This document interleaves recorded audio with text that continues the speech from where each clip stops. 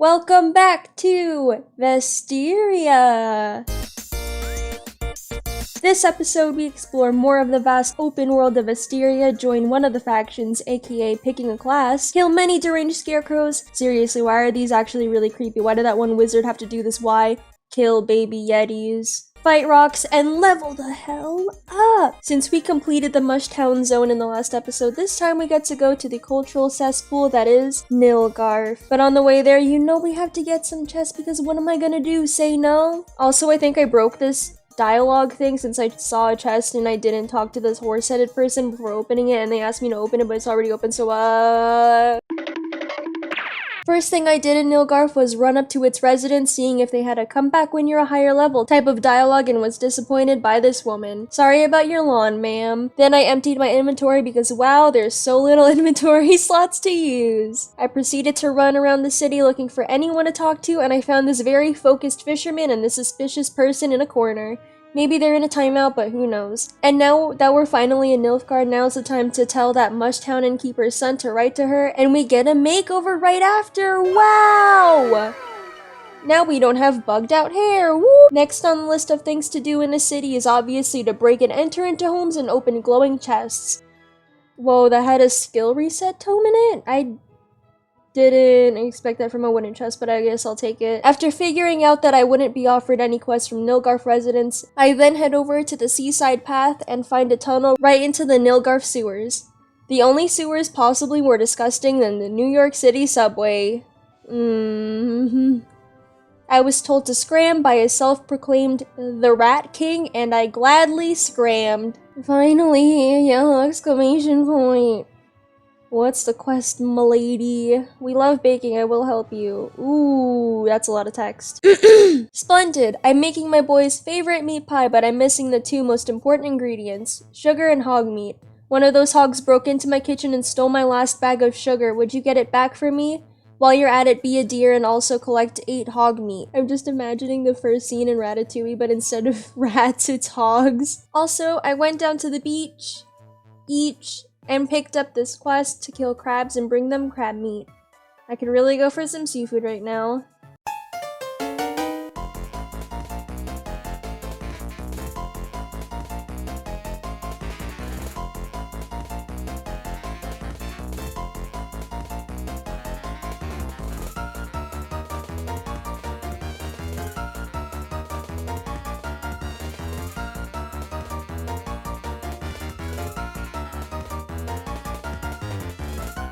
Quest complete!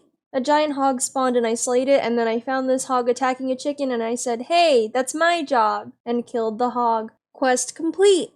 Next quest!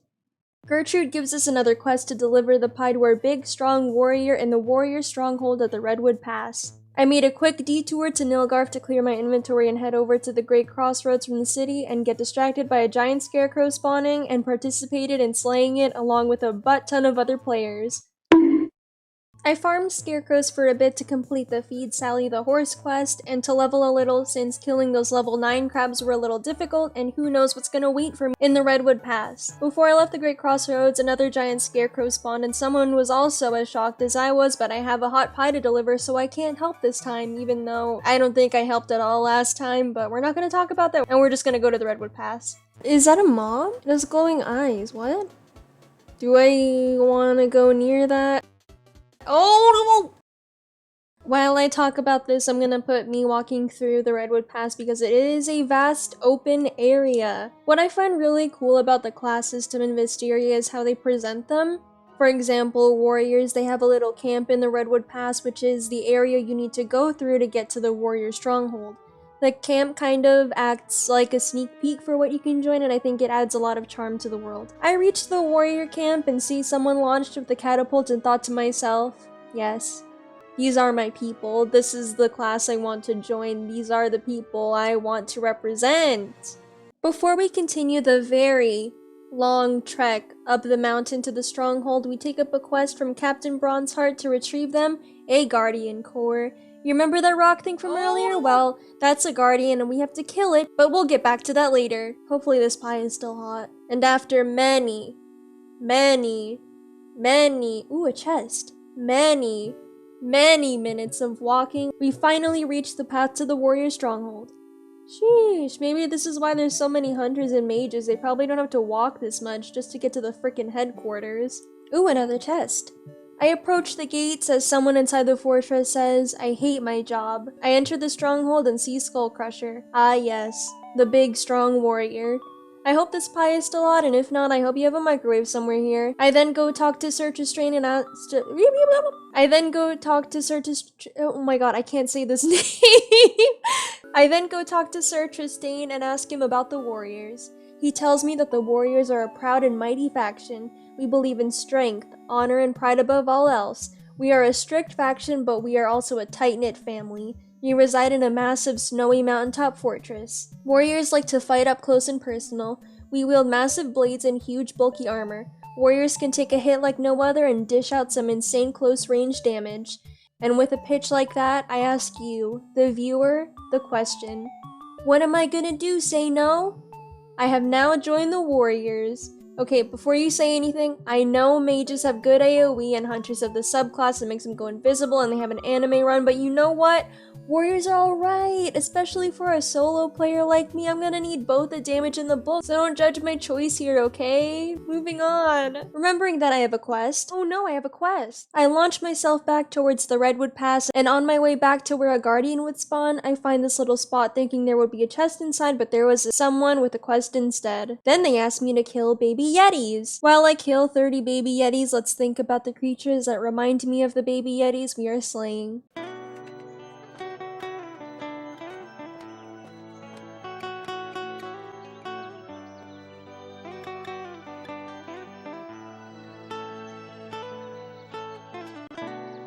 Quest complete! Oh shit, now I have to defeat a guardian. I come in mace blazing as they chuck one rock at my unarmed skull and deal half my health. Oh no, this is gonna be a real fight. I try to mash my mace onto the guardian and realize I can barely sustain damage on the rock and chug a health potion. The guardian tries to land another hit on me but misses, and I rush at them hoping to land hits before they could pick up another rock. Unfortunately for me, they pick up another rock and bring me down to 140 health. I quickly use my new warrior ability and combat roll away. With mace back in hand, I roll towards the guardian and spam my left mouse button for another guardian starts attacking me, and the first one lands the killing blow. I stared at my corpse in the grass. At least I know with this meathead strategy I can get the guardian down to at least half health. Next time, they won't be as lucky. I return to my hunt for a guardian core. I can't disappoint my NPC superiors after just joining their ranks, so I spot a guardian near a tree. I rush them and dodge the first rock throw, but take their second shot at me. Ouch! But that wasn't going to stop me as I down a health pot and dodge another rock. Nice! I'm doing much better this time, and I take a breather behind this tree and use one of my adventurer abilities that lets me hit a target from far away and dodge another rock. I get too close and take damage, and the guardian misses another rock. As I drink a pot, a rock nearly takes out my knees, and unlucky for my knees, the guardian doesn't miss this next throw, and I run as fast as I can behind this tree, and a rock barely misses my ankles. Not ready to melee the guardian again, I shoot more rays at him while dodging and healing. A rock flies by me as I reach half health again. I get close to check on our buddy's HP and take a hit, but before I take cover, I decide to click as much as possible before they could reload their throwing arm and bring me back down to 170 HP. I run back behind the tree and drink health pots. Oh my god, this is a tough battle. I shoot another ray at the guardian and apologize to this tree. Sorry they had to take the hits for me. I come in and bash the guardian while taking 2 hits before running for cover again. I down a flagon before not taking cover properly and sustaining more damage. Oh my god. I repeatedly shoot magic at the guardian as they throw rocks at the tree. I could do this for a much longer time than you can, buddy. Just you wait until I decide to come back down there and take you out. I then decided to come back down there and take them out. Since they were at about 25% of their HP, I spam left click. I can do this. I'm down to 10 HP, and I got them! But they took me down with them. But I still got them! Quest complete. Next quest. This next quest comes from Albert Figgleglasses, who's currently stationed at the Great Crossroads. Because they're away for business, they've asked me to tend to their plant by collecting goblin ears and feeding it to the plant. Now let me quickly tell you about how I absolutely love blue foresty areas and fantasy settings. And now that I've told you that, we took ears off of many goblins. Behind this tree, however, is a place called the Lost Corridor, which I came across again later thinking it was the Nilgarf sewers and was slain by another player, but we're not going to talk about that right now because right now, we have a plan plant to feed, and hopefully we serve these ears to the plant faster than we got that pie to that big strong warrior dude. We passed through a small village called Gnomeville and refused to punt this gnome, for now, and leave since there was basically nothing for me here. I make it to the path to the Tree of Life, and this is by far the prettiest area in Vesteria, like, glowy purple and blue forest? Make brain go burr? What am I gonna do, say no? I take one of these cool warp thingies, find Mr. Plant, and feed him the goblin ears. He then has a favor to ask of me, so of course, I will oblige. He tells me that his girlfriend is real mad at him and he doesn't know why. Mr. Plant then asks me to ask her why and make her happy for him because he's too busy. Feeling bad for these two, I go and ask Mrs. Plant what's the sitch, and she tells me that Mr. Plant never pays attention or give her pretty thing. She tells me that if he gives me sparkly purple magic flower from Tree of Life, then she won't be mad at him no more. And honestly, I would also be pleased with the sparkly purple magic flower from Tree of Life, so I fully understand and procure the flower for her. Quest complete! Next quest. After a bit of farming scarecrows at the Great Crossroads, I reached level 20 and returned to Nilgarth to see if anybody needed my help. Fortunately for me, there was someone standing in front of a well, and unfortunately for them, I was the one there to help them. Bobby tells me that they slipped and dropped a priceless family heirloom into this well. Oh, what a tragedy it was, but I was going to find it for them. Now because I was too buff to go down this well and there was no child nearby to push down there, I had to look for another way in. Maybe I should go through the tunnels. No, my brain said. Maybe that lost corridor place I found in the Enchanted Forest was the way in. But this time, the lost corridor wasn't empty. No, there were players telling other players to leave, and unfortunately for me, I was too focused on looking for this family heirloom to look at the chat and was slain. Before I could be killed for a third time, I runestone the hell out of there and returned to Nilgarth to properly begin this quest by actually entering the Nilgarth sewers through the tunnel in Nilgarth. For the part of this quest we have to go find this family heirloom, I did have to look up a guide because the Nilgarth sewers have an awful tunnel system to it and no mini-map to follow. Nothing much really happened except for how strong the rats and bats are compared to my level 20 warrior, and I retrieved the family jewel and returned it to this goof and accepted the rewards. Quest complete! Next quest. I traveled down to the Scallop Shores looking for someone else to tell me what I need to do. While running along the path, I spot a yellow exclamation point. Yes, a quest! Fishing rod. Kevin Sr. asks us to bring him some fish in hard-to-reach places, and he might give us some of his gear. Fishing rod. And I accept and forget about it for now. Across the water, there is a lit fire, making it a spot I want to check out really quickly. Turns out it's this dude named Foxtrot, and they have a quest for me. They tell me that the rubies are laying new hives on the mainland and the hunter outpost must be informed and that they'll only trust me if I bring them a ruby eye. Good thing I randomly have one in my inventory. I head over to the hunter checkpoint and let them know about the situation. Lieutenant Vanessa then tells us that we can't let the rubies grow in numbers and attack the city. She tells me that the protocol for new hives is essentially to bomb them, but we're out of explosives and that I'll have to find some, so I go and find some. After a while of me running around in circles, I somehow found my way to Shiprock Bottom and Port Fidelio, but I cut out the part where I went to Shiprock Bottom because I was genuinely running around in circles for a long time. At Port Fidelio, I accepted this quest from Richard, where I go and help him look for his brother Mobius who's gone missing. I empty my inventory at Kevin Jr.'s shop, Kevin, and stop by the Salty Dog Tavern. This dude offers to exchange info on Mobius for a muffin and lied to me, then tells me to ask someone upstairs about Mobius. One-eyed Chuck says that he's seen the lad wander into town and that the last soul he saw Mobius with was a strange scientist fellow. I find the strange scientist fellow on the beach, and ask what they did with Mobius, and they simply laugh and say bye-bye as they teleport me to another location. Rude. I head back to where the scientist is lounging and try the other dialogue option, which is pickpocket, only to be teleported on top of a building again. Okay, even though I tried pickpocketing them, that was still kinda rude. This time I went behind the scientist and pickpocketed from there and got the keys to their lab.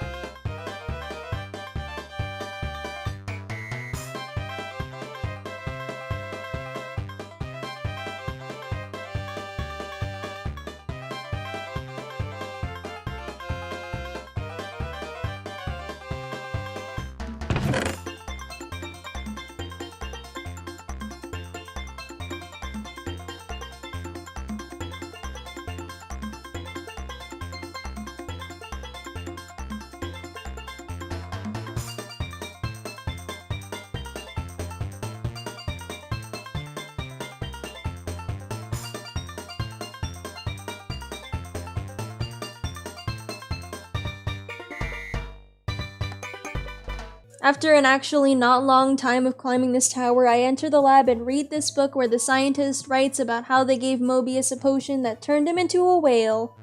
Honestly, it's what he deserves for wanting to be a whale hunter. There's literally a place here called Slaughter Bay. Like, come on, it's what you deserve. It's the dramatic irony you deserve. I find Mobius the whale in the water, and he gives me a pocket watch to hand to his brother Richard, which I kind of didn't want to do, but I'm gonna do it anyway for the EXP. Quest complete! Oh wait, I have another quest in progress. I run along the beach and see that boat offshore and think, hey, I might as well check it out, but not before I get this chest because, you know, what am I gonna do, say no? I jump aboard the ship, and Captain Sparkles tells me that they do in fact have the explosive booty before punting my ass off the ship. Just you wait until I get back over- ooh, a chest. I swim up the side of the ship where Captain Sparkles isn't facing, and I plunger the explosive booty, and...